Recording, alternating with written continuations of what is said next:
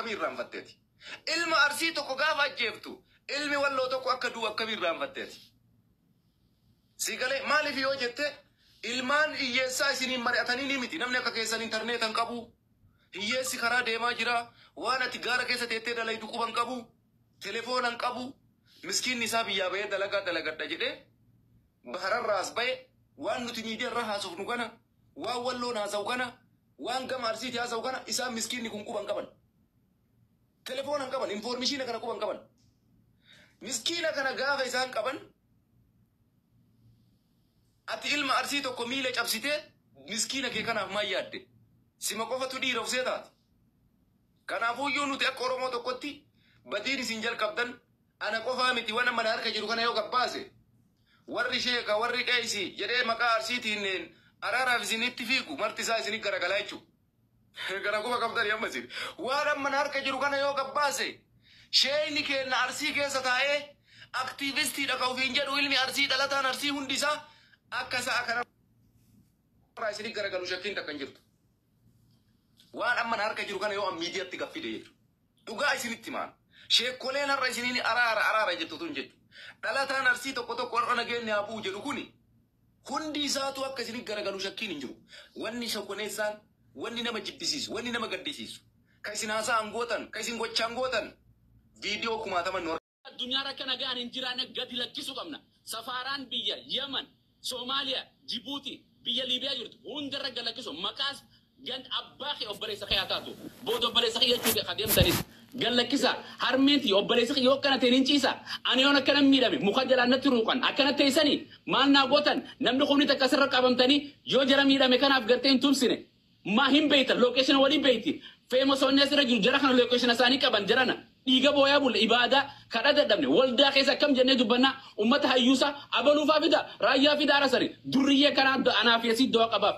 Durriyyeen abboo rabbummaan si qabne waaqa kee gooftaa kee sodadhu waan waaqessitu dhagaallee taatu sodaadheetan hin sodaatu amantii qabdu jarri bineensa yeeyyii miila lamaan deemu goda keessa galti timirarra galti ooyiruu keessa galti jaarrattee sii komandoon wal jaartee jimmaan wal jaartee wallaggaan harargeedhaan wal jaartee bosona keessa jirti jirana. Du'aaf biyyaa baate du'aaf baraaruu biyyaa baate kana dubbadha haa duutu namni bira jiru haa duu isaanis ajjeesuu qabna maaliif hin duune isaan qofaraa dhufte ajjeefamuun hayyuu meeqa ajjeefame jarri kun warra haadha namaatti qeessu bar jara kana hundanaan beeka isin dura sooshaal miidiyaa irraan ture amata 17 jarri kun haadha namaatti qeessa hayyuu du'e kaamantii qabu kan biyya dubartii saatela haadha manaa isaa saatela meeqa walidhu ture Saudi Arabiyaan benefita keessaa qabdi malee Oromoo community of Jidda especially Oromoo community of Makka especially Safaraan ni dandiyan benefita keessaa qaban ummata keenya nyaachuu jiran warra mana hidhaati osoo iyyuu jirru jara kanaa dhuftanii dubbatan guyyuu dhalaanis beeran ta'ina dhiirataa be the one be the gentleman dhiirataati dubbadha asira teessee maarree qiyya sii komando afrankalloo shanangibe harargee qaallu nowhere hayyoottiin hundi dubbatte Sheekh Amin Ibro dhufee isinii dubbata raajaa abbaa manca ammaddii jabalii dhufee dubbata duriyya tana keessaa maal godhan leenci bosona du'a malee ganda keessatti hin du'u akki jedhan hayyuun arabaa tokko maal jedha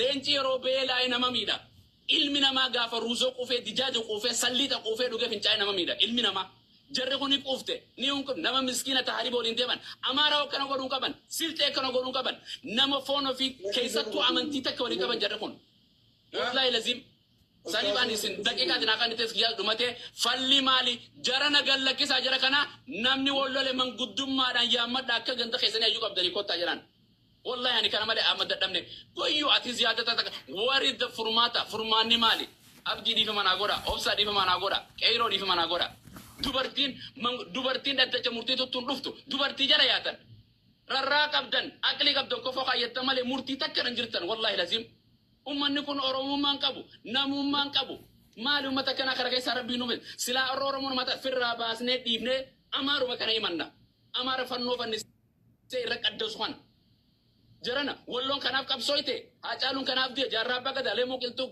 gobanaa daaceellee keenyuma ture bar keenya bar kanaan nu nyaachudha itti dubbadha isa jiru kana yoo ati hin qabne lokeeshina qabdan maka qabdan paasaboora qabdan iqaama qabdan bakka isaan dalagan beeytan what the hell qeyroo fi qarreen oromiyaa Saudi Arabiyaa jirtu dubbachan guyyuu ajan duba Saudi Arabiyaati dubbachaa olla every time maal jechuu hundi asalaatee beernis gayyaatee qeyroonis maqaadhaaf malee waan takka hin qabne hundi laayifii banattee haasooytu bakka takka ma walitti hin dhufne ummata miliyoona 7 keessa miliyoona 7 Oromoo qulqulluu ni hin argitu ummata feekii rabbi walii qabe haadha isaan beeyin abbaa isaan beeyin amantii isaan beeyin maalummaa isaan beeyin nu keessa guute amaara namaa jetti malee amaara na fakkaatu waan tun maqaa Oromoo baafatte afaan Oromoo haasofte Oromoo jechuu dandeessa namni uummaan qabne namni nama isaatiif hin yaadne ani wallo king arsii king bin jetti dhufte arsiin daangaro nagaan jirti arsiin si komandoon nagaan jirti ilmaan wanta raayitu achi nagaa jiran Oromoon biyya keessa jirti qulqulluun tana rakkattee rabbiin biyyaan nurraa baase yaasee utun karaayaan jedhu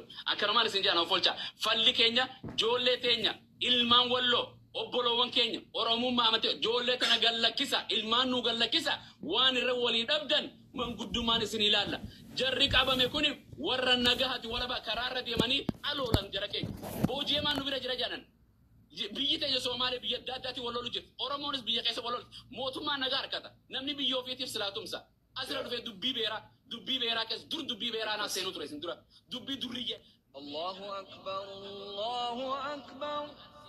balaa itti buuti rabbiin wali qabee nu argisiise qabboolla keessaa baasanii beeka shurtaa takkaasii qaba rabbiin ummata kana yoo beekaa kanu rabbiin nurra haa qabu yaa rabbi xiyya Allahumma arina ajaa'iba qudratik yaa rabbi ni dandeessa ummata nama wali qabee miskiina miidhaa jiru aduu suudir arabiyaa san keessatti baraa san keessa miidhaa jiru raay rabbi xiyya miidhu amma nu agarsiisa harmee isaatti gartee harhamatan godhin obboleessaatti harhamatan godhin yaa rabbi xiyya galgalan kol agarsiise ni danda'e iyyaa ooluu dadhabe ummata haasawati ummata akshina rabbi nungone heddumminni keenya akka bazaqa bimbe titisate bu'aan qabnu heddumminni biyyuma Itoophiyaa Afrikaa tan keessatti kan guddoonu bu'aan qabnu jiran masaraa mootummaa kan jiru Oromoo kan bosona jiru Oromoo kan TikTok irra jiru Oromoo kan mana hidhaa guute qilintoo fi shumeessi guute nuyi brakkinni nu wal miidhaaf rabbi nuuf hin tumsu abadan tuni wanta kaseenaa keessatti ani dhaladhee amata gartee 40 jiraan jira takkaan hin argini abbaan hin argin Oromoo wal fiitee muquddutti wal suytu qaama saala dubartii boru fidan obboleessa kee fidan afaani guuran shaadaa arsii nama qabsiisan shaadaa walloo jedhanii nama qabsiisan takkaan dhageenya jiran asii achi hin jiru rabbiillee nama akkana jannatallee kennuuf jahannamirraa qopheesseef ربي رحمة الله جنة اللين سينان إبدان بان جرقون ولعنهم الله وغضب عليهم قرأت ربي خالدا مخلدا جرخنا قول نمني إسلام محمد محمد أمانتين إمام قبته سيفي ران يغلب بين رسوله القاتل ولا مقتول في النار جرن إني أجيسي أجيفمي فما بال القاتل يا رسول الله جنان بر إني أجيسيس نياران نجس جريبه إني أجيفميس سيفي ساتي درا خانيتي درا دمر ماله جري للشو كلتاهما والكتا جران ربي ورجح نما قرا جنة نركن توبا لك من جران أمة كنا خنا أمة منتي كم نسافوا أدان كم جرانا أفان نقول جسن هريبا دامني ربي هريبا سنادور كبكم جيب تانيتي بولي تيسن كابرين تيسن قدوم يسن جرتو سناتاتو أبم تاني بيا لفرة وياك يا ما يسني فولا ربي رفو ربي نو أجرسيس جو بيخا كنا دليتن جو توبتن تاب الله على من تاب ربي نما يسدي بيراين دي بيسا يسن تدبده هايجور سنكرته بابا ريات سنكرته تابته بوه يك خيسن دور أنا فرت جه أريل ما نسندور تابته أبو معاذ أك خيسني ما نسني برود أنت سيرن كمنه هاي موتوما في سودان سيرا بيا خيس جنو سودان شرطة في رايجا نما على الله تكا يجي ميلا لما تربي نو خيس خاي بينسا سيطان علم نماتي ميكون رحمة كابدو جارا كنا سدتم كون يوم ميديا عالما بولتيس ما تنفمه سفارة عندما ما تنفمه بري بابني يكا مرتي إرت برسل مخنا ما تشوفر سوشيال ميديا رتكنا ساتلا منجرنا إرتي سيرا دوني سيف غوتو مارا أكنا ساتلا مولبون مخا خيتي أمسا مخا sababiin muka walitti kaa'uyyuummoo eessa akka ta'e ilu viidiyoo sana argiteetta viidiyoon dhumarratti if ergee messengeridha. Dhaggeeffattee ilu? Ilaa kadiyoo kaleen ergisamu. Laalee jira. Argitee? Sirri lola duraa miti lola eeganoonni wal qabeessa. Erga namni wal qabeessi garuu erga taateen kun ta'een duratti ture. Jechi kun kan jedhamee jechuudha. Erga jecha kanaati jedhameeti dubbii kanatti immoo seennamee jechuudha. Duraan beekuu dhaabaadhullee erga ji'a tokkootiin isin dhiibbaa keessaniin affeerraa keessaniin mana balee. Bakka kana sirraan maaliifi wanni kun jedhamee wanni sun godhamee bakkiteen dubbiin jirtu bakkuma awwala dubbiin kaata akkasumas deeman fakkeenyaaf elu. Deematii nama miidhamuu raaga jedhu yoo hin jedhe kabiraa deemee miidhamuun ana qajeelchee. Obsa amma mee yaani dubbii si jalaa abduu kan deebisu. Ana maragaan na harka jiru jira. Gruppii isaanii kan nama 700 akkuma jirutti nuti afaan bichaan naasuuf nu beeki. Isa kana yoo amman si dhageessise na ayyamta hawaasa bal'aa nama 2,000 kanarratti murtee jarri dabarsan. Warri walloo fi jettan amma isin lolli walloli laallatu jettan. Uummanni kun ijoollee keenya Arsii osoo hin dammaysuu baadhe nama meeqa akka lubbuun baddu isin quban qabdan. Nama hedduutu viidiyoo hojjedhe san kaasinaan jechaa turan. Amma kaasuu dide yoo diqqaate maqaa kiyyaan namni hedduu baraaramee jira. Nama hedduun na hordofa waan ta'eef jechuudha. Amma haasaa isaanii yoo dhageeffatte nama 700 gruppii isaanii nama 20 qabu keessatti uummata Arsii jedhanii murteessan. Nama rakkoo qabu jedhanii hin jirre. Uummanni keenya Arsii ammoo akkuma argitu kanatti jaarsi keenya jabaan nu qabnu dhufee uummata kana waa jedha. Jarri garuu murteessanii bakka arginetti miila cabsina hin caccabsina harka irraa murraa akkan sochoone jedhanii gruppii nama 7,000 nama 20 qabu keessatti garaagarummaa kan qaba. Wallahi yoo amma uummanni na ayyame sagalee mana takkaa bichaa si dhageessisa firoomsa. Obsa abdiisa jechuun dubbiin kun dubbii walloo Arsiitiin jettanii si waan lashitti ilaaltee amma heddar bilisummaa oseenee nama muuyni jirmi agasga'u sun itti seene sanirraa waan akkasii haasa'u baxaamin nama azansiisa beeka. Kottu madde xiqqoo ilu kuni naaf fudhataman qabu yaada jedhu.